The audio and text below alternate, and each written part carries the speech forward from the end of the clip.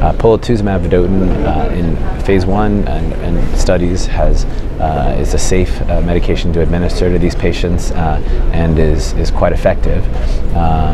As a single agent, almost half of patients will respond, and just under 20% of patients will have a complete response. And so the idea was, could we combine it with an effective chemotherapy like bendamustine and combine that with rituximab and see if we could improve outcomes in these patients with the combination.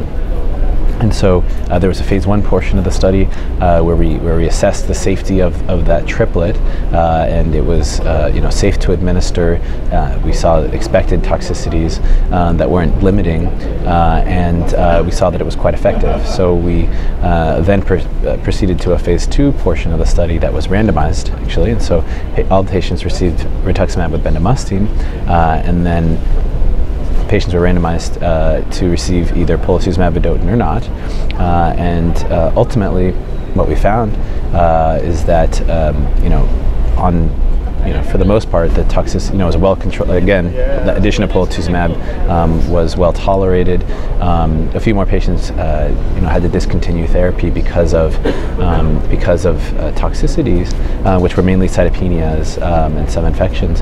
However, many more patients were able to complete a full 6 cycles of therapy when polatuzumab was added to rituximab and bendamustine than when it was just rituximab and bendamustine alone.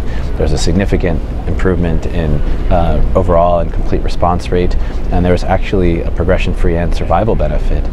Patients who received polatuzumab in addition to rituximab and bendamustine actually had a median overall survival of nearly a year, compared to just under 5 months in patients who only received rituximab and bendamustine. So that was quite striking finding, and suggests that it is a very active regimen and is worth pursuing, worth studying further in this population.